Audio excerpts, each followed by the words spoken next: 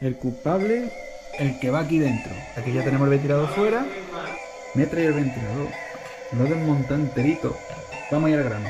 ¿Dónde está el problema? El problema de las escobillas. Esa mierda era lo que estaba dando por culo. Mira, se enciende la primera. Muy bien. Maravilloso chivato que me he puesto, ¿eh? Esto está que te caga, tíos. Se enciende, se apaga como debe. Al final era la puta escobilla del ventilador, macho.